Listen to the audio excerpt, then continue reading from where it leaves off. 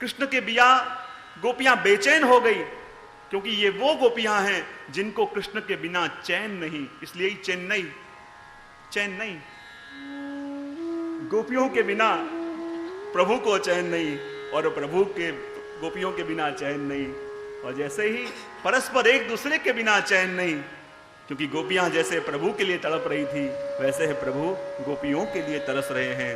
तो भक्ति मार्ग में वही जीव प्यासा है कि जिसको प्रभु के लिए चैन नहीं। और वास्तव में कथा के बारे में बहुत कहा गया है, बहुत श्रवण भी अपन करते हैं, क्योंकि कथा का संबंध जैसे भागीरथी गंगा का संबंध 3 देवों से है। भागीरथी गंगा का संबंध 3 देवों से, ब्रह्मा, विष्णु और महेश। बोले कैसे? तो कहते हैं कि जब भगवान ने विराट स्वरूप धारण किया और अपना चरणारविंद स्वर्ग में पधराया और आपके चरणों का प्रक्षालन किया गया और विष्णु के चरण में से निकले गंगा जी, यानी गंगा जी का संबंध विष्णु के चरण से।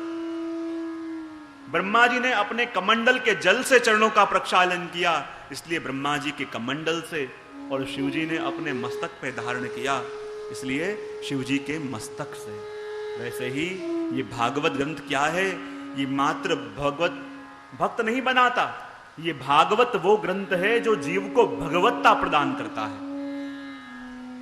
कहने वाले आचार्यों ने तो यहां तक कह दिया कि भागवत का श्रवण करने जब आते हो तो भागवत तुम्हें ब्रह्मा विष्णु महेश स्वरूप भी बना देता है। बोले कैसे? कि जब कथा के स्थान के अंदर आपने प्रवेश किया, यानी इस कथा गंगा का संबंध आपके पैरों से हुआ, आप हो गए विष्णु रूप। जब कथा के सन्मुख आके भागवत जी को दंडवत किया, अपना मस्तक झुकाया, इस गंगा का संबंध हुआ आपके मस्तक से, आप शिव रूप हो गए। और कथा का श्रवण करके अपने हृदय कमंडल के अंदर कथा के विचार लेके जब गए तो आप ब्रह्मा रूप हो गए। वैसे ही भगवत्ता प्रदान करने वाला ये ग्रंथ श्रीमद् भागवत। और देखो, मैं हमेशा एक सावधानी भी दे देता हूं, हमेशा मैं कहता हूं कि जहां भागवत की कथा होती है वहां 33 कोटि देवता तथास्तु तथास्तु करते करते आ जाते हैं।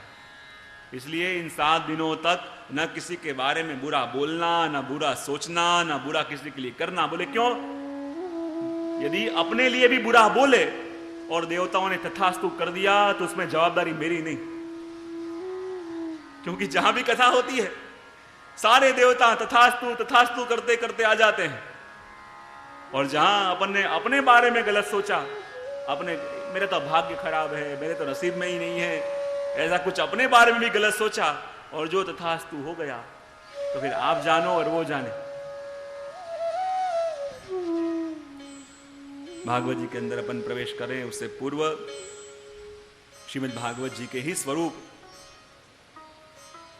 श्री जी, क्योंकि वल्लभ जब जब भी श्री जी के सन्मुख जाते हैं तो श्री जी के स्वरूप के अंदर भी श्री जी के 12 अंगों में वल्लभ को भागवत के 12 स्कंधों के दर्शन होते हैं।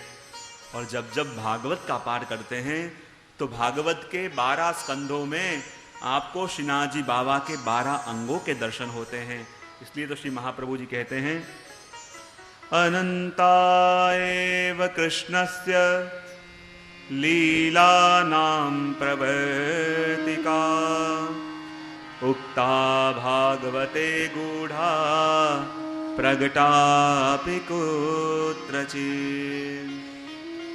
अनंता एव कृष्णस्य लीलानां प्रवर्तिका उक्ता भागवते गूढ़ा प्रगटापि कुत्रचित्। आचार्य चरण श्री महाप्रभु जी याद करते हैं कि प्रभु की लीला अनंत है, और वो अनंत लीला प्रभु ने अलग अलग स्वरूपों को धारण करके, अलग अलग आकार धारण करके, अलग अलग नाम धारण करके प्रभु ने करी। और यहां तक प्रभु कहते हैं, श्री वल्लभ कहते हैं कि उन अलग अलग नामों से करी हुई प्रभु की लीला भागवत में तो गूढ़ है, पर कोई एक स्थान ऐसा है कि जिसमें वो प्रभु की लीला प्रकट है। विचार आवे, आप कह रहे हो कि भागवत जी के अंदर अलग अलग नाम रूप से करी